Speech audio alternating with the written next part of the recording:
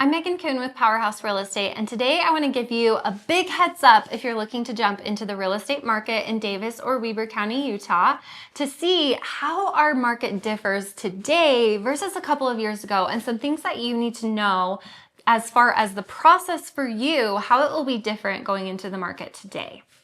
I want to give you a little bit of a comparison. These are sometimes a little bit difficult because we see how far the market has come, but it will give you a really good insight onto maybe how you heard things were a couple of years ago versus how they are today and how this might differ in your experience. So in 2021, we're comparing 2021 to this year, 2025. Our homes right now in Utah are sitting for approximately 49 days on average across the state. So about 50 days are sitting now in 2021, same areas, about 6 days on market. And really those 6 days are generous because at the time, homes were getting multiple offers and sellers were just holding the home on the market with giving enough time to get as many offers as they possibly could. So technically homes were more likely selling in about 3 days, but sellers were kind of holding out and waiting for all of the offers to come in. So it was giving us a little bit longer of a time. Our price per square foot back in 2021 was about $185 per square foot. Currently in Utah, we're at about $229 per square foot. So we see how the prices have increased throughout the market. Our median sold price was about $389,000 back in 2021. And now in 2025, our median sold price in Utah is about $553,000. So a significant increase there as far as prices go. And our homes sold were about 2,986 for this month in 2021. And this month in 2025, we're at about 2,147. So about 800 less homes. So we're seeing less buyers in the market as well, is what that statistic is telling us. Now, if you remember in 2021, our interest rates were about 3% on average throughout the year. And right now in 2025, our rates have actually gotten a little bit better than they have been in months past, and we're sitting at about 6.75. We have seen them all the way up to 7.5. So 6.75 is a little bit easier to swallow, but it's still a huge increase from that 3%. One of the biggest factors that we're seeing when it comes to the difference in the market from 2021 to today's market is affordability. I recently asked a lender what the biggest barrier was for buyers in today's market, and affordability was by far the number one thing. Buyers are really struggling with affordability. Obviously, since 2021, it would be so interesting to see like the price of eggs in 2021 versus today. Wow, I mean, just our normal baseline affordability has come up for everything. But then you look at housing specifically and payments have gotten much higher.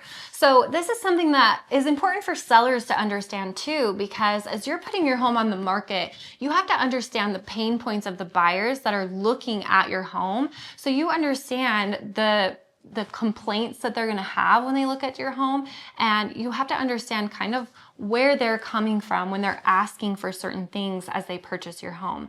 So I want to give you just a little insight on what affordability looked like back in 2021 versus today in 2025. So a payment for a $500,000 home back in 2021 was about $2,493. Obviously, give or take, these are just rough numbers, but to give you a good idea, about $2,500 was your payment for a $500,000 home.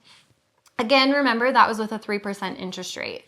Now, if we were to purchase a $500,000 home today with the 6.75% interest rate, your payment would be about $3,500. So that's $1,000 difference for a $500,000 home, only considering interest rates. Now, if we take into account the increase in prices, so not only that $500,000 home that you might have purchased in 2021 is now going to be worth more like $650,000, considering how our market has increased.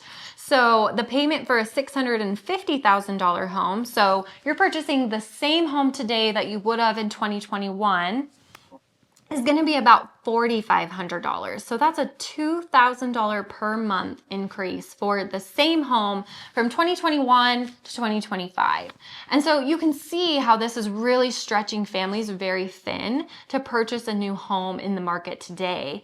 Even if they're trying to increase, if you think about if you did purchase a $500,000 home in 2021, and maybe now you want to purchase a home for a little bit more, even just going up to $650,000, which really doesn't get you much more house or much more as far as amenities go, your payment increases about $2,000 per month. So this is really, really hard for buyers to swallow. Obviously, it's hard for us agents to really help these buyers because we understand how this feels and we understand the difference that this is making in people's lives. So what I want to say about this, sellers, as you are listing your home for sale, we want to make sure that you are understanding where these buyers are coming from. This is why homes are sitting longer. Buyers are not jumping into decisions. They are really taking their time to think through.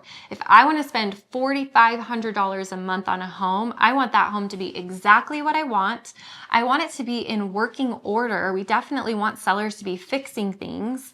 We're already stretched so thin, putting as much down as we can. So asking for the seller to pay our closing costs and pay a buyer agent commission doesn't actually feel like it's asking too much because we're about to pay $4,500 a month for this home. And so that's kind of where your buyers are coming from. So if you look at it from that perspective, hopefully you can have a little bit more of an understanding and you're softened just a little bit to what these buyers are going through so you can work with them and really help them make this a good transition and a good experience for them. Now, buyers, as we go into this, I have a few videos on how you can prepare to make sure that you're ready to purchase a home and help with this affordability. So go back and watch those videos if you haven't seen them.